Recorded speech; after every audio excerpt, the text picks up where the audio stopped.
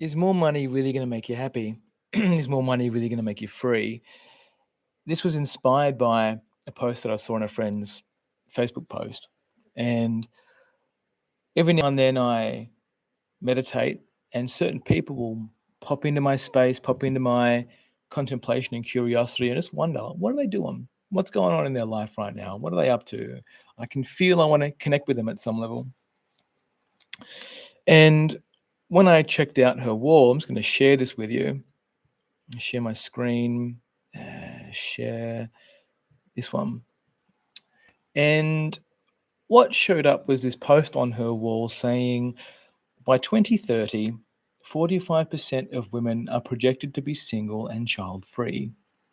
Adding single mothers to this group indicates that the vast majority of women prefer to remain single. This proves that women's greatest fear isn't to be single and die alone. Women's biggest fear is to spend their lives in servitude and unpaid labor, only to die next to an ungrateful partner. Boss woman magic.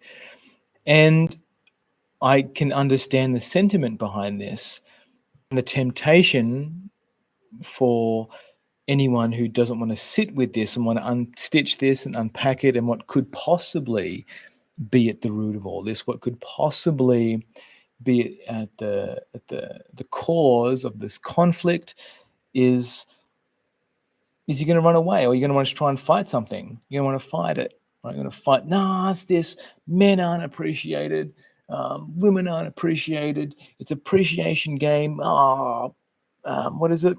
What's that word that's really common? Not prejudice, it's another one. Privilege. Privilege. You're privileged because of this, you're privileged because of that. And I had this conversation with a client not so long ago, speaking to how she was concerned about, or she was upset that she wasn't getting paid enough money. And this shows up with teachers and people who work in institutions where they are treated like a number, where they are treated like someone who just fits the position description. And maybe that sounds like you, or maybe it doesn't. But at what I could see at the root of all this is it wasn't going to matter. When I got to the bare bones of it, it wouldn't have mattered. It didn't matter to her just how much money that she earned. It's like, really? $1 million a year, would that do it for you if you still needed to work the same amount of hours and deal with the same amount of people? $1 million would offset it. And I've seen this pattern play out with people who I help get raises, where I help some successful single get a raise at their work, be able to put something forward, a proposal forward for them to get paid more. And then they get the payment, they get the advance or whatever it is, or the bonuses that they want, whether it's more free time, an extension on their annual leave, or they can leave the office early or work from home on certain days, is that becomes their new normal, and then they just find something else to be upset about. They find that, this isn't working. This is what I don't really want. That boss that I just can't work my way around this boss or a colleague. And while more money might seem attractive, and I'm going to talk about a few things in this video, including the ego, I've got to talk about relationships, I'm going to talk about love, I'm going to talk about truth. And truth in the context of what's your individual truth, what's our individual truth, our collective truth and an individual truth. And while there might be a temptation to label ourselves as special, what we really are is unique. Every single one of us is unique. And then from an early childhood stage, what ends up playing out is watching someone walk out the door. What can play out here is that uniqueness either gets boxed into a rule set of how we can perform in the world. For example, you're so good at kicking the ball, right? So you have this identity of, if I kick the ball, I'm good, right? And then the inverse of that is good girl, good boy, good girl. Now the inverse of that, the bad boy, bad girl, is that, you know what? Don't kick the ball. We don't want you kicking the ball in the house, Don't kick the ball in the house. You can only kick it outside, but then you might not have a backyard, right? So you're not allowed to kick the ball. So you're a bad person if you kick the ball. What's another example? Don't draw on the walls, right? Draw on this paper, right? So there's a rule that's inserted, and there's not that there's anything wrong with this, because if you're a parent watching this again, well, if you're a parent watching this, you might be thinking, well, yeah, I don't want my kid to draw on my walls, especially if I'm renting a property, right? But what we do unconsciously is create these rules and guidelines of how to be good and bad, and then we use guilt and shame to control those. And that mechanism repeats when we start going to school. Even if you homeschool, it's still there as a mechanism. And into adulthood, if we want to further our life in a career or something else or a job, where we still use guilt and shame as a mechanism. And what being paid for our time is, comes from the Industrial Revolution, is where we exchanged our goods for time. So instead of like making a pair of shoes or making a hat and we'd put a price on it, whether it was eggs or a duck or a goat or whatever, we now exchange our time for that currency, right? So it may have taken us 2 days to make a pair of shoes originally, and then now through the Industrial Revolution we can make thousands of shoes in an hour. Well, therefore the cost of that particular labor has been decreased. And this will play out where we're going with artificial intelligence right now, where labor that used to be done by a person, like data entry, not necessarily data entry, but there's a number of things where AI can now do that task. And where I see this, are you going to pay me any more, and will payment make me happy, in the context of my original OP of that quote, which was, let me bring it back up on the screen again. Bear with me. Take a breath. Oh, I've closed it. By 2030, 45% of women are projected to be single and child-free. I've actually found it again. Need to scroll down. There we go. Adding single mothers to this group indicates that the vast majority of women prefer to remain single. Okay. So, what's missing here in the context of the work that I do is that women choosing partners from a broken instinct, where the tools to be single and independent have been made more available through technology and other means, government. And then also doubling down on this, being able to put their children in childcare. And what is not seen here, and what I think a lot of women refuse to have a look at and just really sit with the gravity of this mechanism, of this device that's being introduced here, whether or not you believe in the family system. And I'd question, if you don't believe in the family system, have you dealt with your family injuries? Where because you can do it doesn't necessarily mean it's healthy. Just because you can do it doesn't necessarily mean it's healthy. For example, and you might be arguing with me, but the cost of living is so high, John. Yeah, it is. Oh, but this, how am I supposed to? I can't make my mortgage repayments because the job that I got a credential for doesn't pay me enough an hourly rate. So you think the problem is earning more money. It's not. The problem is, are you being yourself? Are you being who you're really here to be? Or is your ego running the show? Is who you've been told to be running the show? And this can be really confronting for people. Is your ego running the show? And this is beyond the typical New Age definition of ego. Ego is something that wants to remain relevant in order to feed or create fuel for its self-indulgence. And there is to go deeper into this. There's a book that I'm reading right now called The I Ching, The Oracle of the Cosmic Way, and it's blowing my mind in how I've understood the ego to be, and then how I've just pushed so much of my life to be something that I'm not. And in this, when you are disconnected from the cosmic whole, we will put value on positions that have no value. For example, being a mother is incredibly valuable. Bringing new life into this world is incredibly valuable.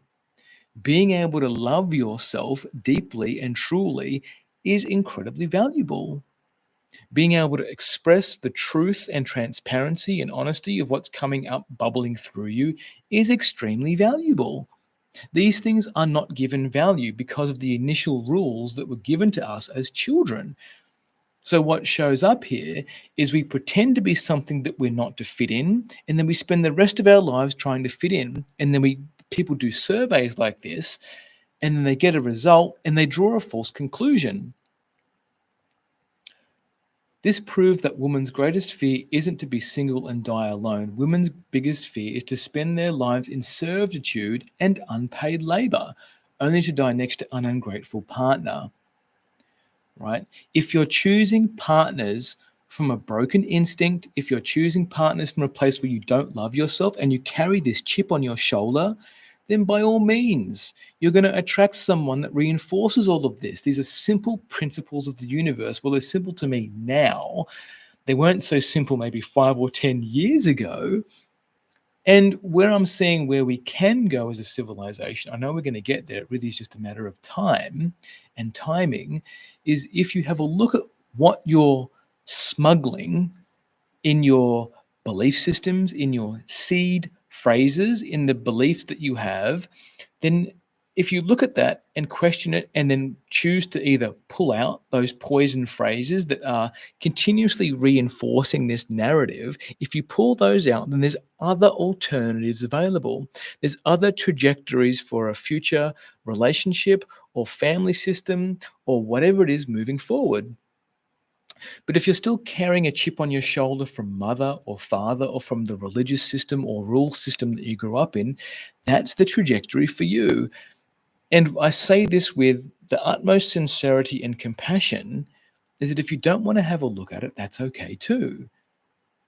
But don't expect to have the life that you know that your body is called for, that you keep on being reminded for in your dreams and your drive and your attitude, or you keep comparing yourself against.